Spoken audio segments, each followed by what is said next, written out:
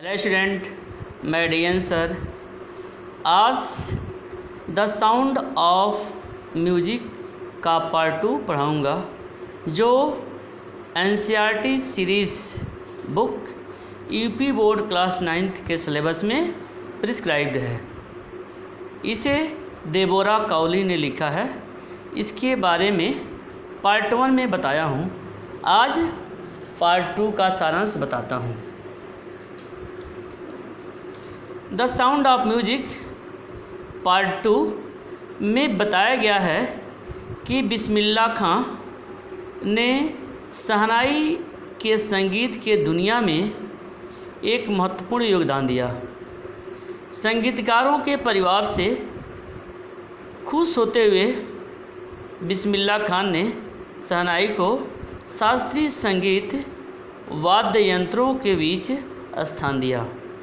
उन्होंने कई नए रागों में सुधार किया और उनकी मौलिकता ने उन्हें अंतर्राष्ट्रीय स्तर पर सराहा। मुग़ल बादशाह औरंगज़ेब ने शाही परिवार में पुंगी पर प्रतिबंध लगा दिया था, क्योंकि इसकी आवाज़ को झंझनाहट और थिरकने वाला पाया था। हालांकि एक नाई ने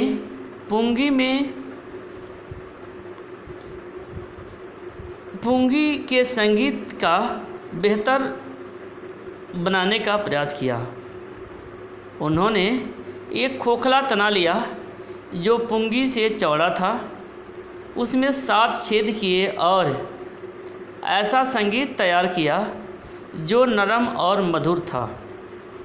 नाई ने इसकी शाह के दरबार में बजाया और वाद्य यंत्र का नाम शहनाई रखा गया। फिर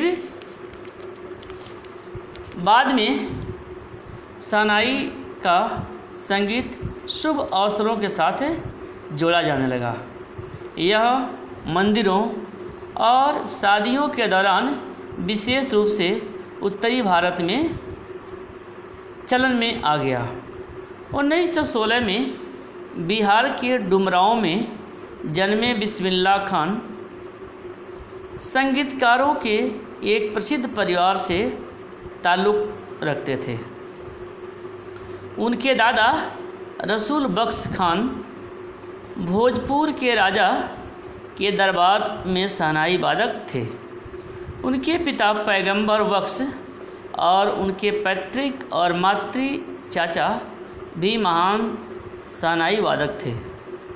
बिस्मिल्लाह खां 3 साल की छोटी उम्र में ही संगीत पर मोहित हो गए। 5 वर्ष की आयु में वे नियमित रूप से भोजपुरी चैता गाने के लिए पास के बिहारी जी मंदिर जाते थे। उन्हें उनके मधुर गायन के लिए महाराजा द्वारा एक बड़े लड्डू से सम्मानित किया जाता था। बनारस में उन्होंने अपने मामा अली बख्श से प्रशिक्षण प्राप्त किया, जिन्होंने विष्णु मंदिर में शहनाई बजाई थी। जब बिस्मिल्लाह खां 14 वर्ष के थे, तब उनकी प्रतिभा इलाहाबाद में पहचानी जाने लगी। संगीत सम्मेलन 1938 में लखनऊ में ऑल इंडिया रेडियो की स्थापना हुई, जहां वह शहनाई बजाते थे। बनारस में गंगा ने उन्हें बहुत प्रेरणा दी और गंगा के बहते पानी के साथ सद्भाव में बिस्मिल्लाह खां ने शहनाई के लिए रागों की खोज की। उन्होंने गंगा के लिए डुमराव के लिए ऐसी भक्ति विकसित की जब उन्हें एक अवसर की पेशकश की गई तो वे अमेरिका में बस गए। भारतीय इतिहास में सबसे महत्वपूर्ण क्षण में 1947 में भारत की स्वतंत्रता की घोषणा बिस्मिल्लाह खान के शहनाई ने एक नए युग की शुरुआत की। यह हमारे प्रधानमंत्री पंडित जवाहरलाल नेहरू के भाषण के पहले खिला गया था। उन्हें शहनाई के लिए राष्ट्रीय पुरस्कारों पद्मश्री, पद्म भूषण और पद्म विभूषण के प्रति समर्पण के लिए पुरस्कृत किया गया। 2001 में उन्हें भारत का सर्वोच्च नागरिक पुरस्कार भारत रत्न मिला। मुस्लिम धर्म और हिंदू धर्म दोनों के लिए बिस्मिल्लाह खान का प्यार एक संदेश देता था कि भारत एक उदार वातावरण वाला देश है। अब मैं लाइन बाय लाइन इसका अर्थ बताता हूँ, जिसे आप ध्यान से देखिए। Emperor Aurangzeb banned, banned means होता है रोक लगा देना। Emperor Aurangzeb banned the playing of musical instrument called pungi in the royal residence. Royal residence मतलब शाही घराना। एम्परर औरंगजेब, सम्राट औरंगजेब ने रॉयल रेजिडेंस राजमहल में पुंगी नामक वाद्य यंत्र, पुंगी नामक वाद्य यंत्र के बजाने पर रोक लगा दिया। बैंड रोक लगा दिया। फिर सुनिए, सम्राट औरंगजेब ने राजमहल में पुंगी नामक वाद्य यंत्र के बजाने पर रोक लगा दी। फॉर क्योंकि it had a shrill unpleasant sound. For क्योंकि इसकी आवाज़ श्रिल मतलब इसकी आवाज़ तीक्ष्ण या कड़वा। अनप्लीजेंट मतलब उसकी जो आवाज़ थी वह तीक्ष्ण और अप्रिय थी। अनप्लीजेंट अप्रिय थी।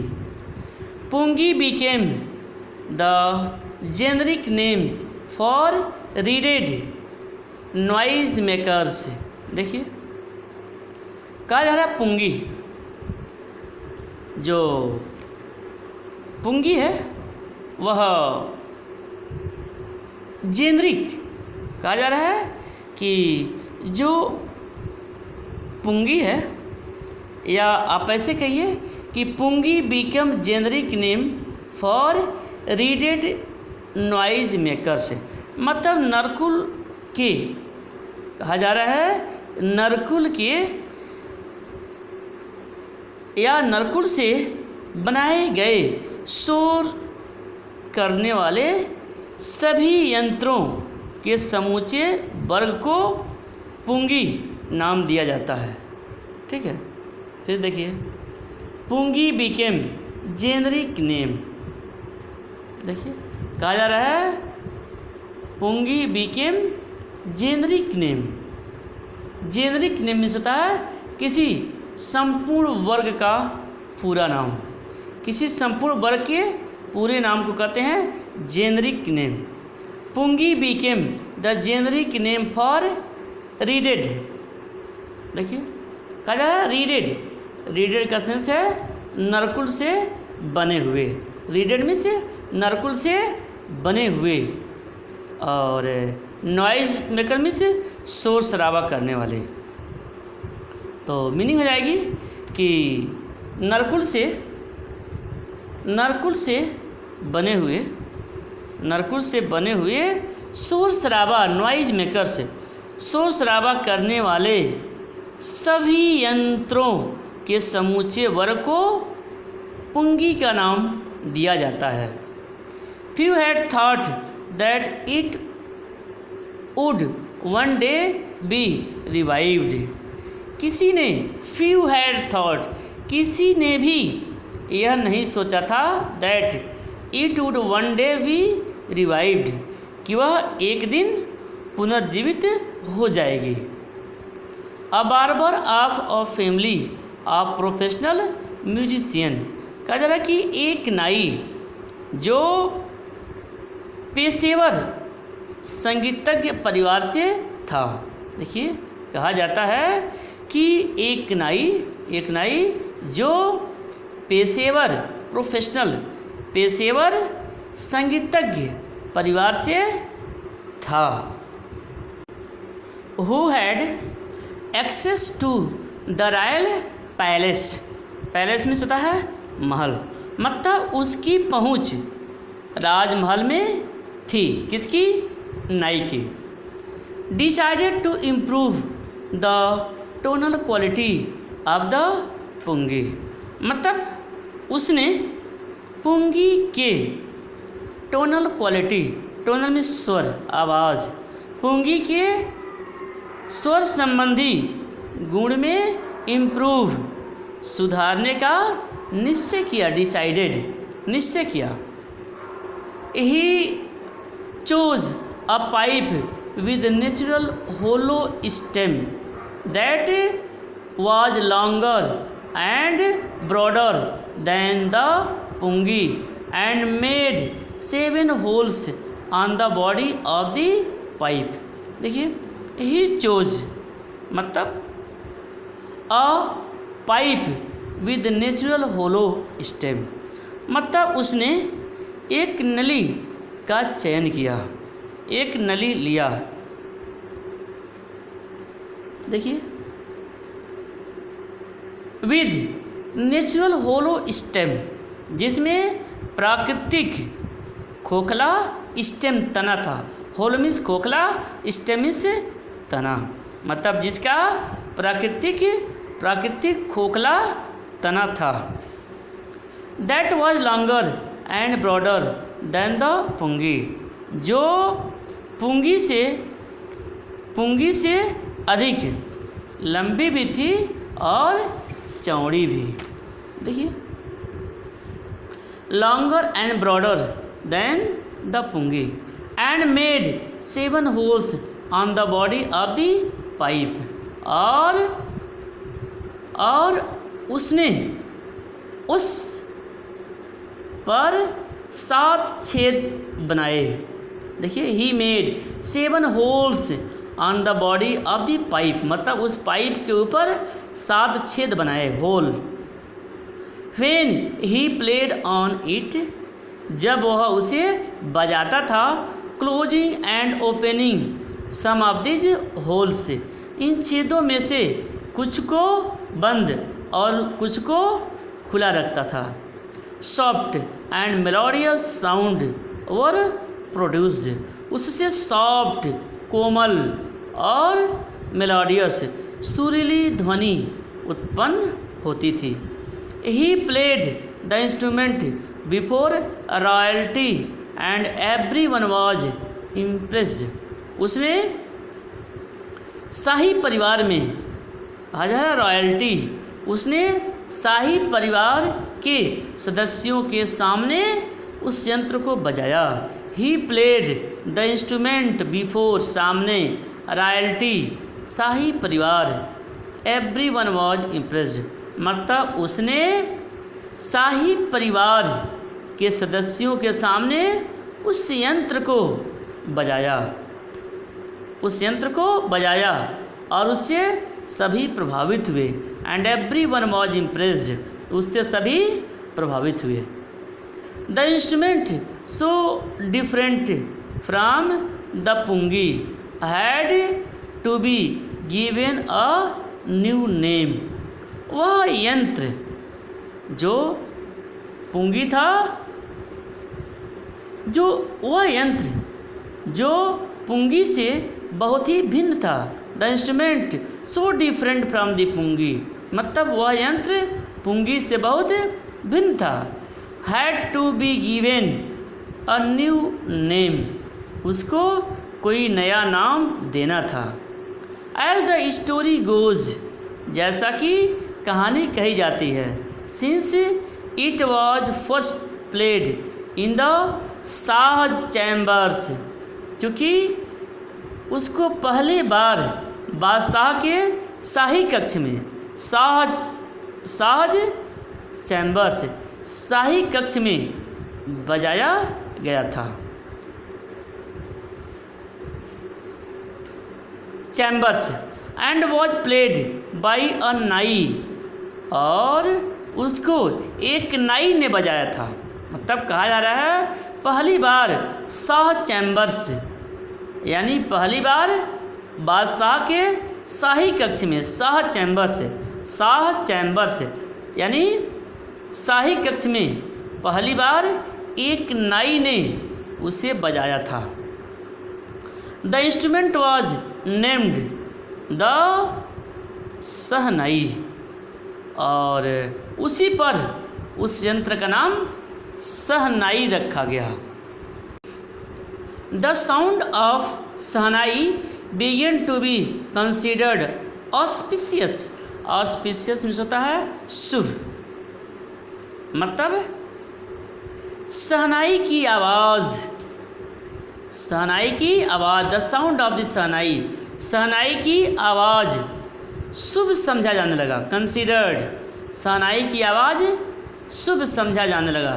शहनाई की आवाज़ शुभ समझा जाने लगा।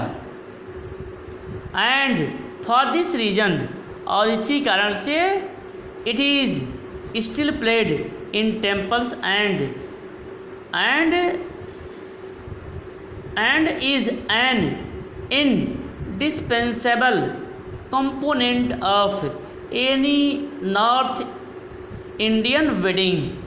और इसी कारण से कहा जा रहा है कि, और इसी कारण से शहनाई अब भी मंदिरों में बजाई जाती है।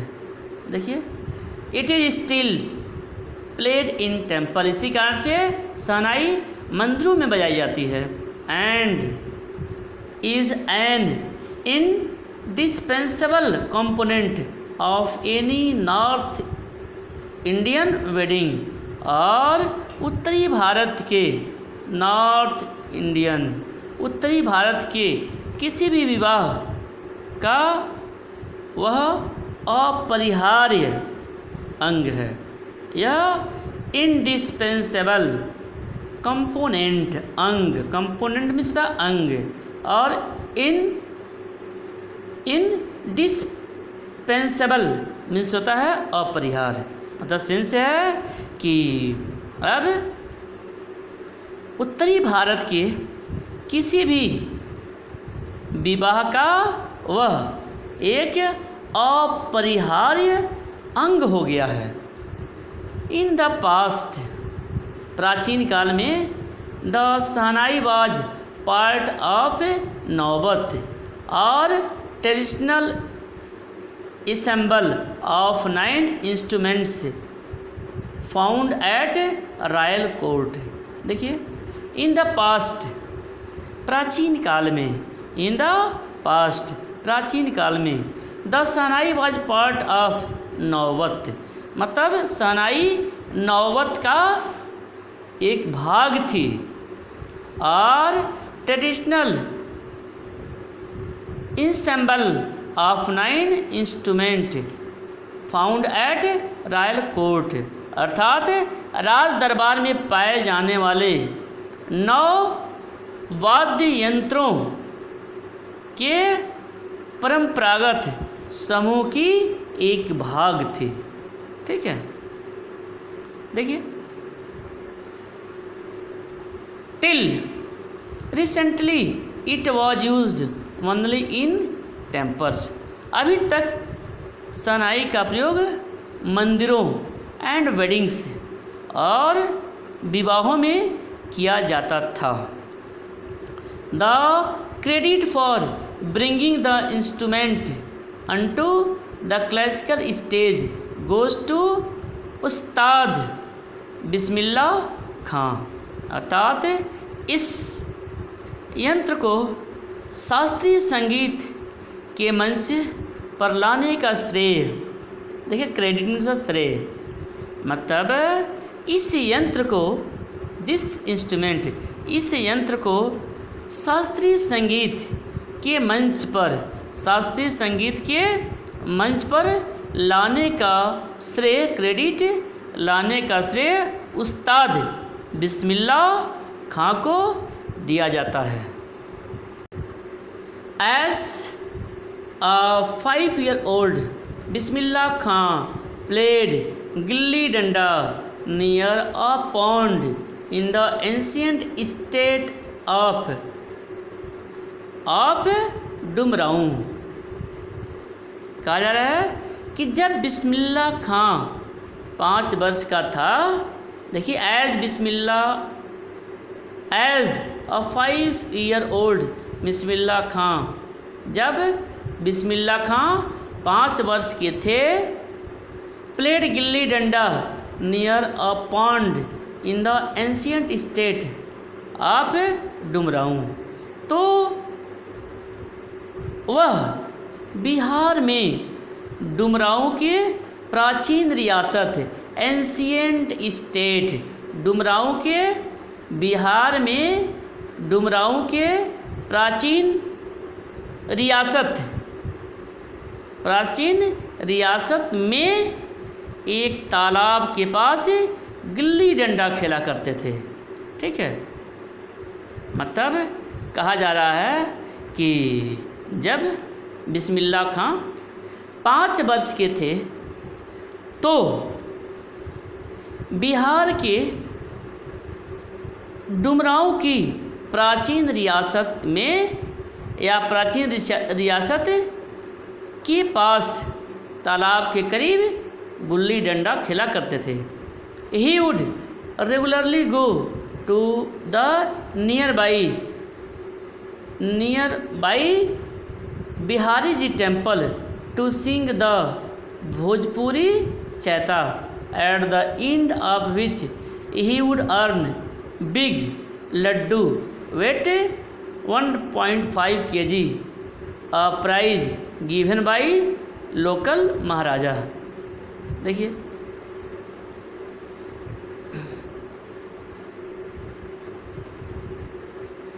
तो he would regularly go to nearby Bhojpuri temple, मतलब कहा जा रहा है कि वह नियमित रूप से समीप के बिहारी टेम्पल, देखिए बिहारी जी टेम्पल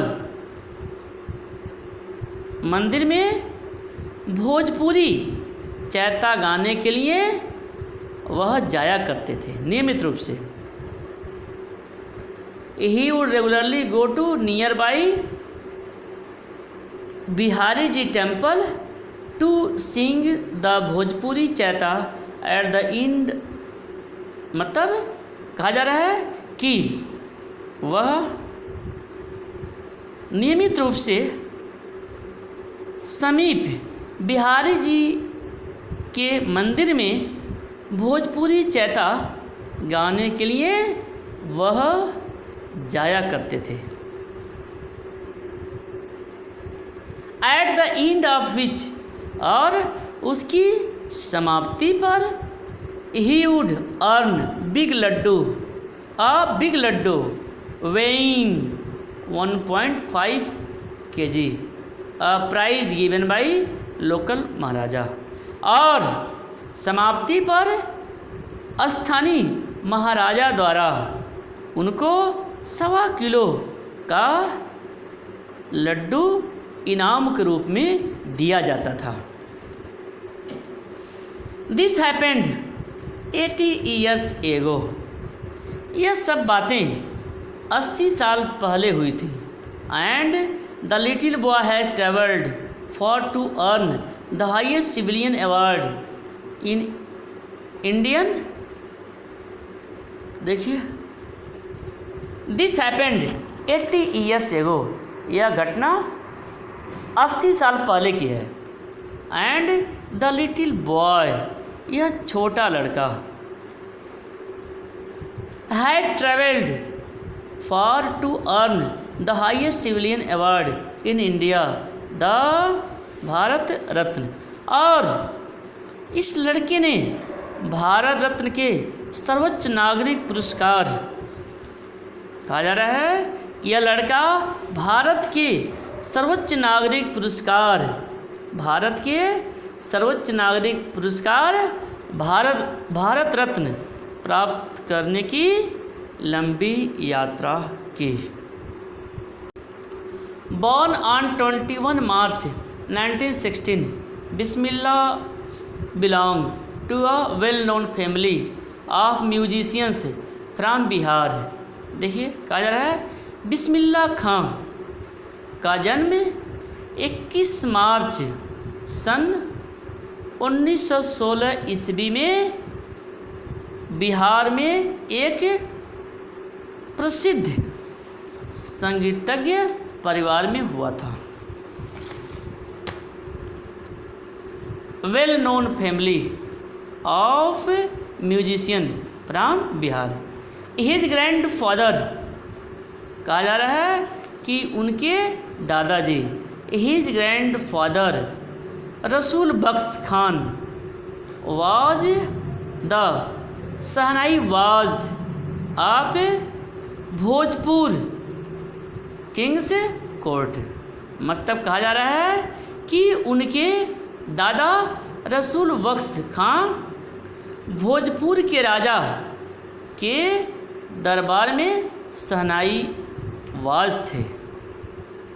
कहा जा रहा है कि उनके दादा रसूल बख्श भोजपुर के राजा के दरबार में शहनाई नवाज थे। देखिए शहनाई नवाज थे। हिज फादर, उनके पिताजी, हिज फादर पैगंबर बख्श, उनके पिता Paigambar Bakhsh and other parental ancestors were also great shehnai players.